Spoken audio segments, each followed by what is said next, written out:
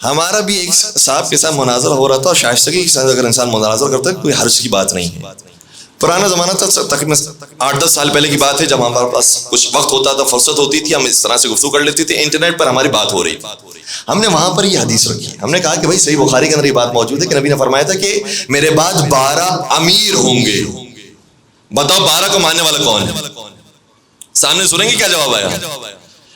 کہنے لگے کہ آپ جو 12 کو مانتے ہیں نا، وہ امیر نہیں مانتے، وہ امام مانتے ہیں. میں نے کہا وہ رہنے دیجئے کہ ہم امیر مانتے ہیں یا امام مانتے ہیں، مانتے 12 ہیں.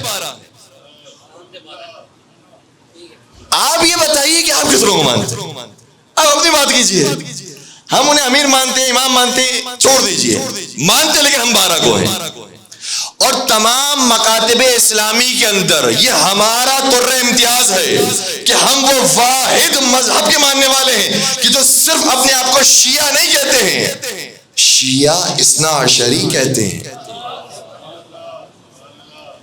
ہم وہ شیعہ ہیں کہ جو 12 کے ماننے والے ہیں. کہ روایت موجود ہے کہ نہیں اس کے اندر تو امیر کا لفظ آیا ہے، آپ تو امام مانتے ہیں. میں نے کہا کہ امام کا لفظ بھی میں صحیح بخاری سے دکھا سکتا ہوں. اچھا امام کا لفظ موجود ہے صحیح بخاری کے اندر، امام کا لفظ کہ نبی نے فرمایا کہ امام ہوگا میرے بعد. میں نے کہا صحیح بخاری کے اندر موجود ہے، اس جگہ پر نہیں دوسرے مقام پر موجود ہے. کیا لفظ ہے اور وہ حدیث ہے تو ہمارے اور آپ کے زمانے کے بارے میں ہے. نبی اکرم نے شاہ فرمایا تھا کیف انتم اذا نزل ابن مریم فیکم وامامکم منکم. نبی نے فرمایا تھا کہ اس وقت تمہاری کیا حالت ہوگی جب عیسیٰ ابن مریم تمہارے درمیان ظہور فرمائیں گے اور نزول فرمائیں گے، اور جب امامت کا وقت آئے گا تو تم میں سے کوئی ہوگا جو ان کو امامت کروائے گا.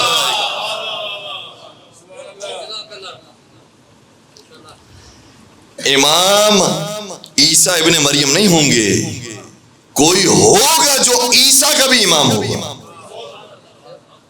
اور کس میں جرت ہے جو حضرت عیسیٰ نبی خدا کے سامنے امامت کرے، سوائے اس کے کہ جن کے شان میں، جن کے آبا اجداد کی شان میں آیا تھا کہ اگر کوئی شخص آدم کو ان کے علم کے ساتھ دیکھنا چاہتا ہو، نوح کو ان کے تقوی کے ساتھ دیکھنا چاہتا ہو، موسیٰ کو ان کی ہیبت کے ساتھ دیکھنا چاہتا ہو، ابراہیم کو ان کے مقام خلت کے ساتھ دیکھنا چاہتا ہو، عیسیٰ کو ان کے مقام صفوت کے ساتھ دیکھنا چاہتا ہو، فَلْيَنْظُرْ إِلَىٰ عَلِيِّ بْنِ أَبِي طالب. وہ ایک علی کو دیکھ لے، سبھی انبیاء کی زیارت کا ثواب ہو سکتا ہے.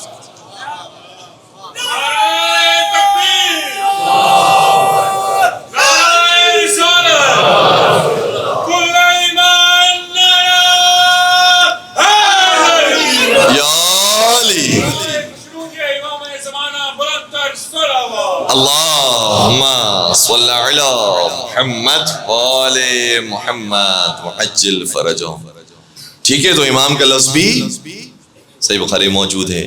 ہم نے کہا صرف ایک مقام پر تھوڑی فرمایا تھا، صحیح مسلم کو دیکھیے، صحیح مسلم کے اندر ایک اور روایت بھی موجود ہے کہ نبی اکرم نے یہ بھی ارشاد فرمایا تھا یکون 12 خلیفتن، میرے بعد 12 خلیفہ ہوں گے. کہا کہ آپ امام کو مانتے ہیں، خلیفہ کو نہیں مانتے. ہم نے کہا کہ کاش ہمارا کلمہ پڑھ لیا ہوتا، ہمارے کلمے کے اندر لفظ خلیفہ ملے گا، لفظ امام نہیں ملے گا. کیا کہتے ہیں ہم کلمے کے اندر؟ ہم کہتے ہیں لا الہ الا اللہ محمد الرسول اللہ علی ولی اللہ وصی رسول اللہ. ہم علی مرتضیٰ کو خلیفہ بھی مانتے ہیں اور امام بھی مانتے ہیں، کیونکہ نبی نے فرمایا تھا کہ میرے بعد 12 ہوں گے. اچھا ایک اور روایت آپ کی خدمت دیا کروں، اگر بیدار ہے تو میں روایتیں پیش کروں ورنہ میں زحمتوں کو تمام کروں. نبی نے یہ بھی فرمایا تھا یکون 12 نقیبا، میرے بعد 12 نقیب ہوں گے. نقیب ہوں گے کتنے؟ یہ بھی فرمایا تھا یکون 12 قیما، میرے بعد 12 قیم اور سرپرست ہوں گے. کتنے قیم؟ یہ بھی فرمایا تھا یکون 12 رجلا،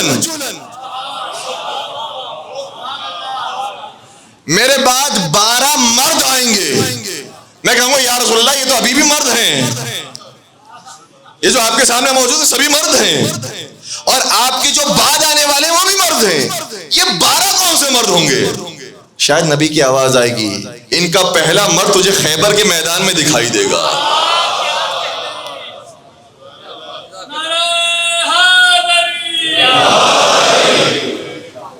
جس طریقے سے خیبر کے میدان میں علی مرتضی مرد بن کر اور کرار اور غیر فرار بن کے آگے بڑھے ہیں، یہ سب کے سب ایسے ہی کرار اور غیر فرار.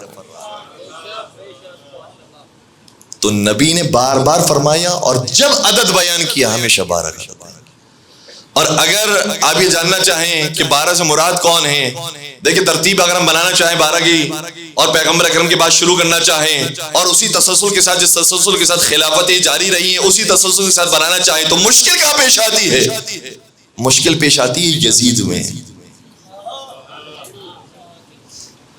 کیا یزید بھی وہ ہے کہ جو ان 12 میں شامل ہے، جو نقیب بن سکتا ہے رسول اللہ کا، جو قیم بن سکتا ہے امت کے لیے، جو پیغمبر نے فرمایا تھا کہ امیر ہوگا، یہ رجل ہوگا؟ کیا اس کیٹیگری کے اندر یزید آ سکتا ہے؟ کیا احسان کر دیا ہے مولا امام حسین علیہ السلام. اگر مولا حسین کا خون شامل نہ ہوتا تو آج ہمارے لیے حق کو پہچانا بڑا مشکل ہو جاتا. فہرست بنانا ممکن ہی نہیں ہے سوائے یہ کہ آپ آغاز کریں تو علی مرتضی سے آغاز کریں، اختتام کریں تو مہدی آخر الزمان پر.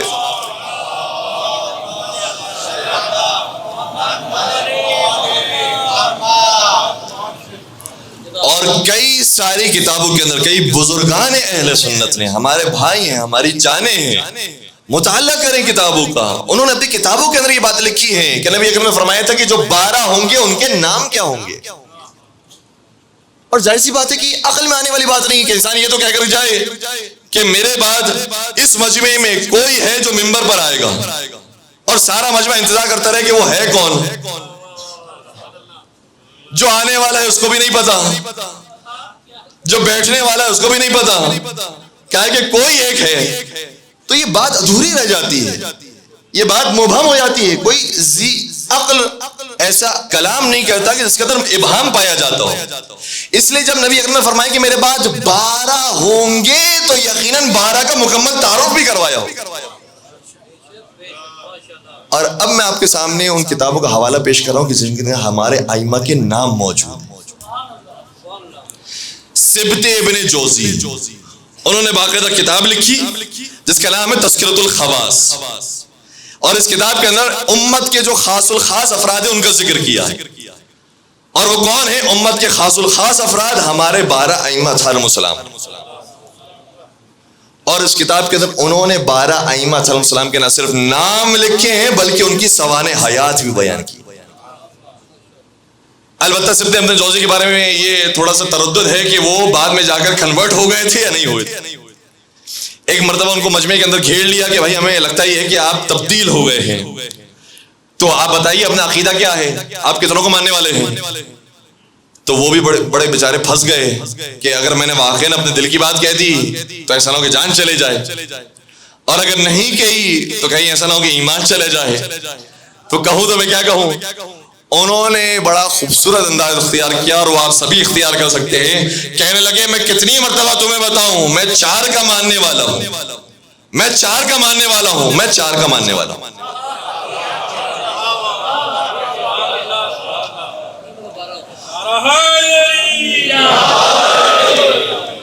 اور یہ کہنے کے بعد اڑ کے چلے گئے.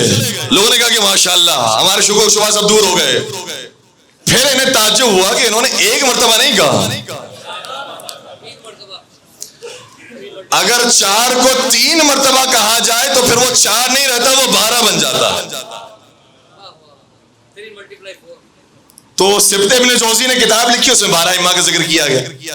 اسی طریقے سے شیخ سلیمان قندوزی حنفی نقشبندی اپنے زمانے کے مفتی اعظم تھے، شیخ سلیمان قندوزی حنفی نقشبندی. اور میں اپنے بھائیوں سے درخواست کروں گا کہ جن بزرگان نے یہ کارنامہ انجام دیا ہے، کبھی کبھار ایسا یہ ہوتا ہے کہ ایک معاشرے کے اندر جو ایک جدائی کا معاشرہ ہو گیا، اختلاف کا معاشرہ ہو گیا ہے، ان کے ناموں کو چھپایا جاتا ہے، بتایا نہیں جاتا، ذکر نہیں کیا جاتا ہے، اور کہیں پر نام آ جائے تو کہتے ہیں کہ نہیں وہ تو بہت چھوٹے سے عالم دین. یہ کوئی چھوٹے سے عالم دین نہیں تھے، یہ اپنے زمانے کے مفتی اعظم تھے، شیخ سلیمان قندوزی حنفی نقشبندی۔ انہوں نے کتاب لکھی جس کا نام ہے ینابع المودہ، مودت اور محبت اہل بیت کے چشمے۔ اور اس کتاب کے اندر نہ صرف انہوں نے 12 امام کی حدیث بیان کی ہے بلکہ 12 اماموں کے نام بھی بیان کیے، ٹھیک ہے۔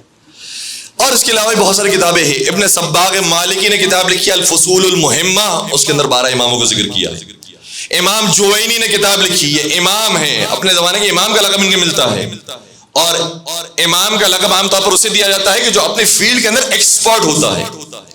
جس نے تاریخ کے اندر کام کیا ہو اسے کہا جاتا ہے امام طبری، جس نے فقہ کے اندر کام کیا ہو اسے کہا جاتا ہے امام ابو حنیفہ، جس نے تفسیر کے اندر کام کیا ہو اسے کہا جاتا ہے امام فخر الدین رازی، جس نے حدیث کے اندر کام کیا اسے کہا جاتا ہے امام بخاری۔